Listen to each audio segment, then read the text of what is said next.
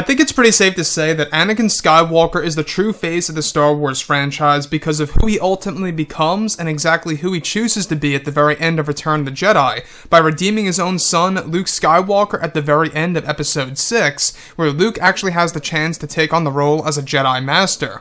This is Mike Zero. Make sure to subscribe if you're new to the channel for future Star Wars content. Now, the thing about the character of Anakin Skywalker that everybody loves about is, of course, Hayden Christensen's portrayal of the character. Of course, there's a handful of Star Wars fans out there that completely disagree with Hayden's performance as, of course, Anakin, and that is perfectly fine. But with the Rise of Skywalker now due for just 50 days for its release date, we are getting closer with every single week that passes by, and exactly what J.J. Abrams is going to deliver to the fans to end the entire Skywalker saga. Now, these past couple of weeks or so, we've been learning a whole lot more about this film when it all comes down to one of the big plans by Disney, Lucasfilm, J.J. Abrams, and crew. This is where things begin to get very exciting for Episode 9. Now, specifically, what's really intriguing about all of this is that shot descriptions consisting of a sequence where it's explained that Kylo Ren and Rey are said to be holding hands in the middle of a strange environment, where it's said that they are within the netherworld of the Force.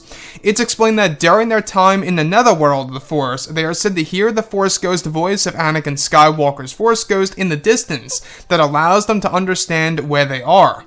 It's explained that the reason they are in the realm is due to Luke Skywalker's Force Ghost initiating a power that allows the mortals to experience what the netherworld is really like. One of the sequences is actually planned for Hayden Christensen is said to involve Hayden appearing before both Rey and Ren, where he is said to appear just as he did in Episode 3 and in Episode 6 as a Force Ghost. However, as Anakin Skywalker is described to walk closer to both Rey and Ren, it's described that Anakin's ghost portrayed by Christensen is said to go through various stages where he shapeshifts into different ages of himself. The first stage is him how he appears in Episode 3 to where he morphs into a middle-aged version of Anakin Skywalker, where eventually the sequence is said to progress to a moment in which Anakin Skywalker morphs into an old man, where he appears to have similar facial features to that of Sebastian Shaw, except with long hair. Now, it's described that this was a sequence for Hayden Christensen that was written during the rewrites of the film for the months of November and December of 2018. So let's go over a couple of parts about this. Now, the thing about Episode 9 here is that we do know that J.J. Abrams wants to introduce new mediums to the Star Wars franchise, and what I mean by that is, of course, adding in different aspects to the franchise that we have never experienced before on the big screen. Of course, the Netherworld is a big one, and of course, evolving the Force Ghost is yet another example here that Rian Johnson started in The Last Jedi that a lot of people either disagreed with or agreed with, right? In The Last Jedi, Rian Johnson went with the idea of evolving Yoda's Force Ghost by allowing him to manipulate the mortal world by using, of course, the manipulation of the weather in order to create lightning to strike down on the tree. And that to me was a very big deal because that was actually a moment in which Force Ghosts are being treated differently in the Star Wars sequel trilogy, and now J.J. Abrams has his chance to do just that by, of course, Hayden Christensen as the character of Anakin Skywalker, by allowing him to shapeshift into different forms of himself.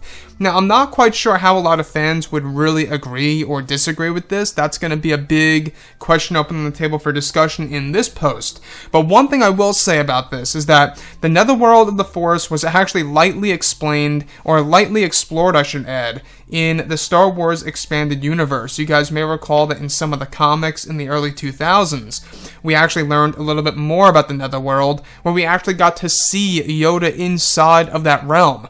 And it had a lot of canyons, it had a lot of different strange environments that we have never seen in the Star Wars universe. So that's another thing to look forward to, is that JJ is trying to be very innovative with this movie. He's very ambitious about the Rise of Skywalker. He's really trying his very best in order to really provide the fans something very unique and something that fans have never seen before on the big screen. Now, this is all said to be a moment in which both Rey and Ren are holding hands, where the Force Ghost of Luke Skywalker initiates the ability to allow mortals to actually experience what the netherworld of the Force really looks like. And this is where Anakin Skywalker is said to deliver a specific lesson to both Kylo Ren and Rey, where they learn more about the netherworld of the Force and the ancient Jedi ways. Now, about The Rise of Skywalker, we do know that J.J. Abrams is also using this movie as a foundation to create something new. A foundation to create new Star Wars lore surrounding the Jedi, the Sith, and the Force in general that's going to be expanded in the novelization in March of 2020, as well as other Star Wars comics, books, and novels, you name it, that is really going to be explored in different ways for all the fans around the world, and I think that's going to be, by far, one of the more interesting aspects of this movie, is to see exactly how that's all going to be utilized.